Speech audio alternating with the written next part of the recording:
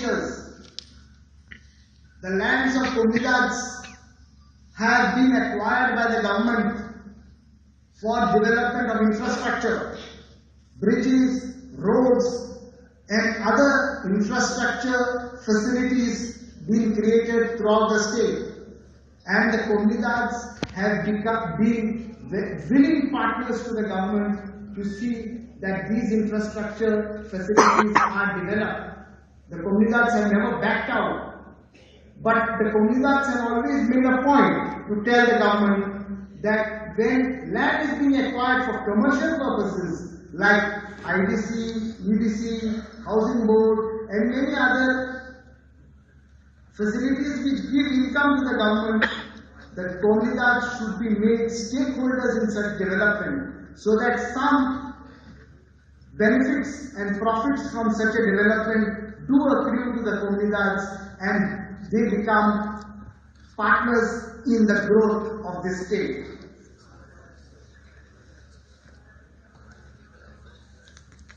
Coming back to the Code of Comunidades, as I said, it's a very resilient legislation that has withstood the test of time for the last 70 years or thereabouts. Just like our Constitution of India, which has been a remarkable piece of legislation compiled by our forefathers, and we have been abiding in the spirit and letter of this. However, due to the changing times, circumstances, laws, and technology, we do find ourselves sometimes in a very difficult situation to implement some of the provisions that are contained in this code, just like any other law. So what we need to tell the government that certain reforms, certain changes which are in the form of reforms need to be made to this piece of legislation so that there is a better implementation and it becomes easier for the people to be part of this inclusive process and not an exclusive piece of legislation. So, the best possible way to do this would be if the government, whenever such reforms, such amendments are proposed, they should come from the Gangas, the components of various Comunidades, or even if the government feels fit to do certain amendments, there has to be a dialogue in a collaborative spirit, as our moderator has said. Only through dialogue, I think we can achieve a lot. And when we arrive at certain common decisions for the common good of these bodies and the Gangas, we can and may go ahead with this type of things.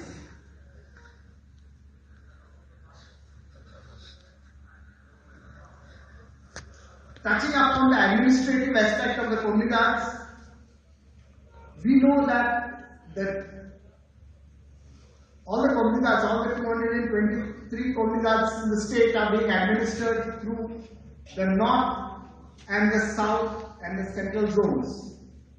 While the central zone administration and the administrative building was renovated and certain changes were done during the tenure of the previous Revenue Minister, Madam Jennifer Monsara, the north and the south administration buildings are in bad shape.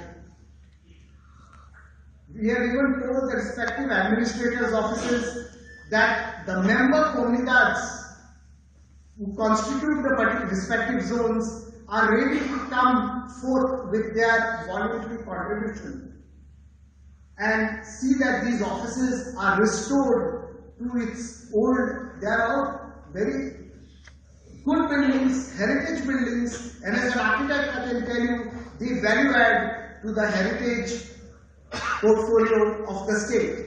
So let us see that our north and south zone buildings immediately are restored and the administration is toned up. Clerks need to be appointed. Currently, there are like every clerk, at least in the north, is holding some 6, 7, 8 charges. Very difficult for them to do justice to the duty that they are trying to discharge. And in this way, probably the administrative setup gets hampered.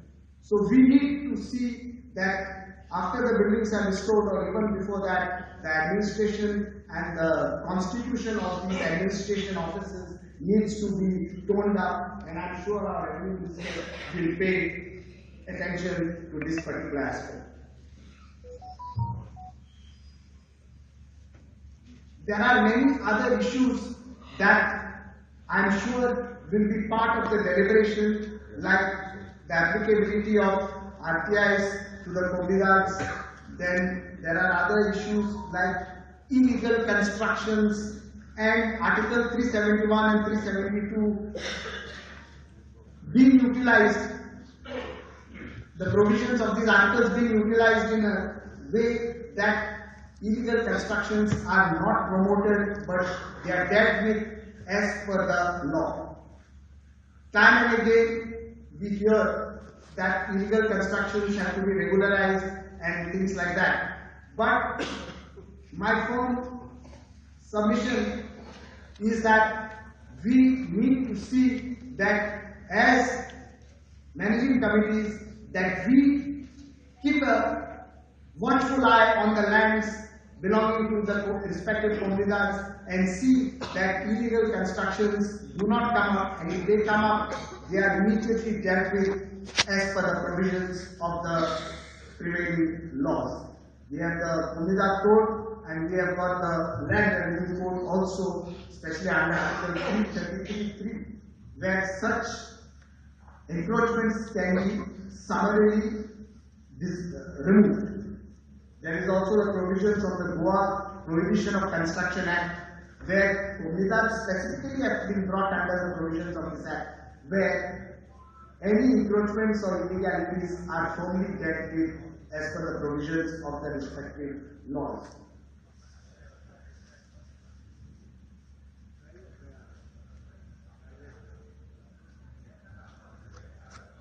The system of checks and balances in this Comunidade Code exists beautifully if one goes to Article 30A to J and 34A to J and Article 31 and Article 64.1. So the government has to discharge their due responsibility in providing administrative tutelage to these comunidades as provided for in the law. And I am sure with this type of a harmonious relationship between these comunidade committees, which have a fair amount of autonomy as envisaged in the legislation, the government's tutelage will go a long way to see that our bodies can be administered in a proper manner. I will not take more of your time. We are all grateful to the Revenue Department, led by its Revenue Secretary, the Honorable Revenue Minister, Babu Shmansara, for taking the initiative to convene a session of this code, of this Comunidade Convention as provided for in the code under Article 652, for members representing various comunidades as delegates to come here, express their views and engage in a fruitful deliberation so that we can pass some resolutions for the action of the Revenue Department and the government for the greater good of the comunidades and the greater good of the state of Goa. Thank you very much. Jai Hind. Thank you, Sri Tulio D'Souza, for sharing your unique perspective. Your presence has added a layer of wisdom that will undoubtedly shape the course of discussion today. Our program now takes a momentous turn as we prepare to listen to to the distinguished leader who has graciously accepted our invitation today. Please join me in welcoming the Honorable Revenue Minister, Sri Atanasio Montserrat, to share his thoughts with us.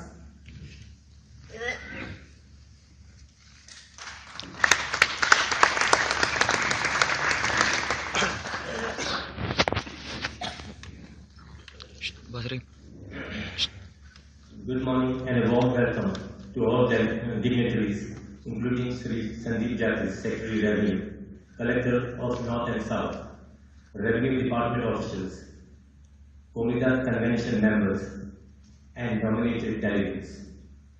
Your presence adds great significance to today's Comunidade Convention, where we anticipate engaging in constructive discussion and fostering collaboration that will shape the progress of our communities. In the enchanting state of Goa, we take pride in our unique features, notably the Uniform Civil Code and the ancient Comunidade institution, which has stood the test of time for over 1,000 years. Originating as the Konkani system and a self-governing, cooperative managing community lands, it evolved into the Comunidade after the Portuguese arrival in 1510. Maintaining the joint administration and enjoyment of communal lands today, we celebrate and cherish our rich history and heritage. Currently, Goa has 223 Comunidades, governed through central, north and south zones, each led by dedicated administrators. Article 5 of the Code plays a crucial role, allowing state administrative tutelage as a guardian role, ensuring adherence to the code and protecting the institution. The Code of Comunidade meticulously defines roles, powers, and functions of all authorities, emphasizing the need for constant improvement. Success is not solely dependent on legal structures, but also on the ethical conduct of those involved. Continuous improvement is the key to preserving the essence of the Comunidade institution. I wish to emphasize my commitment in prioritizing the resolution of pending Comunidade issues and protection of their land. Encroachment cases will be expedited within a year, with administrators directed to utilize power under the Goa Land Prohibition of Construction Act 1995. The government stands ready to support administrators with infrastructure and manpower. Field surveyors have been deployed to aid in the survey of encroached land, and the government is taking proactive measures. Recognizing the need for revival of inactive Comunidade, the government has initiated due procedures supported by amendment to Article 70. Article 334 now mandates Comunidades consent for government land acquisition. The government annually grants rupees 250 lakh for employee salary under the grant in aid policy. Article 339A and 339B and 652 have been introduced to address discussion, protection and suggestion of Comunidade progress. Your suggestions and input on empowering females, benefits for specific groups and transfer restrictions are invaluable and warmly welcome. Cooperation between Comunidade bodies and the government is pivotal for society growth. Today's deliberations are anticipated to yield valuable suggestions, and I assure you that the government is committed to support this implementation. Thank you for your active participation, and together let us work towards and betterment and advancement of our cherished Comunidade. Thank you once again.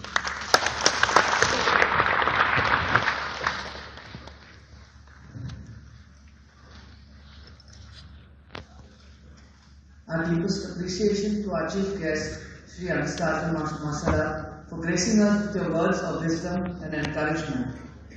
Your insights as the Honorable Revenue Minister provide a guiding light as we navigate the path of community development and collaboration. concluding this session with profound gratitude, I invite Mr. Nelson, the attorney of Comunidade and the Comunidade Commission member, to express their collective appreciation.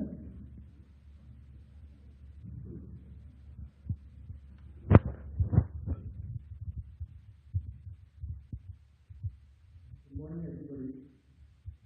I am Mr. Nelson Fernandez, attorney at the Comunidade of.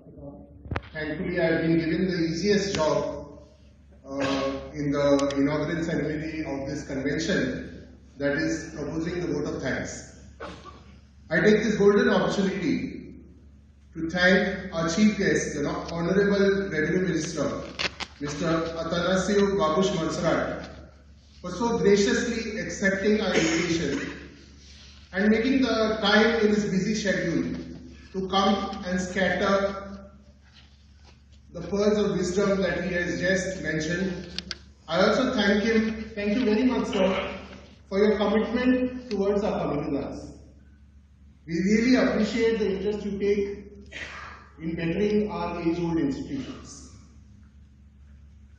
In the same way, I thank the CM, Dr. Pramod Sawant, who has approved under the aegis of the Revenue Department to hold this convention under Article 652.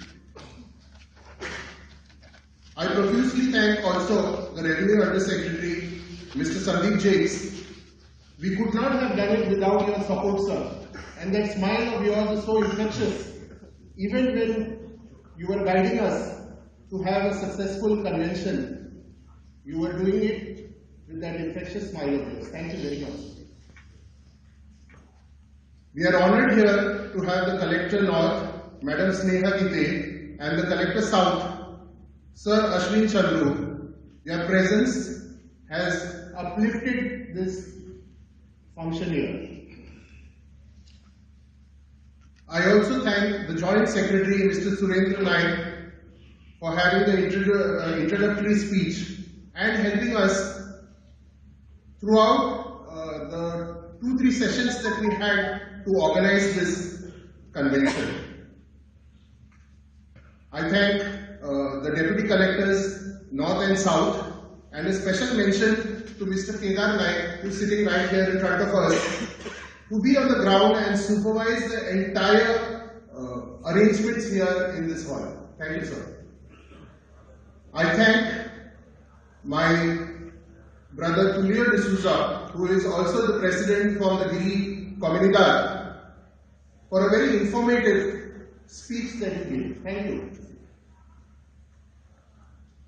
I now come to the administrators of North, Sir Sagar Gowde, Central, Sir Priti Das, and South, Pradeep Naik, for being there always and trying to solve our different situations. The Mamledars who are present here, all the staff of the Revenue Department and other government officials. I thank the MC of the inaugural ceremony, Rushika Kauntelkar, for conducting the entire inaugural function. I also thank the officials of the NIO for giving us such a good venue. Special thanks to Mr. Manoranjan, who was present here on the floor yesterday helping us throughout the setting up of the place.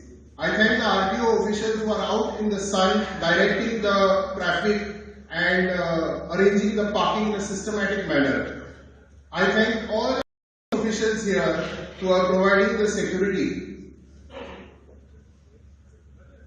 I also thank the members of our Article 652 Convention Committee, our moderator Mr. Savio Correa, Mr. Steven De Mello, Avinash Tavares, Marvin Gonzalez, and last but not the least, our backhand support, Mr. Ashley Denny, the attorney of the Comunidade of Saligao, who's put in a lot of effort to get all the arrangements done. And the most important people, you, my brother, Gaonkars and shareholders, I applaud you for your concern and all your genuine solutions and the ideas that are going to come up here. Thank you so much for coming from far and wide to attend this convention here. I end with a small snippet from the Indian mythology. When the gods were churning the oceans, there were a lot of different things that turned up from it. But the most important thing that turned up was Amrut, which is the elixir of life. And they all drank it and they became immortal. As we churn our minds and our hearts for the benefit of our institution with all our solutions, our ideas, our problems, let the best thing that comes out of it be positivity. The positivity which will infuse new life into our old age institutions. Thank you. Deo Parekuru.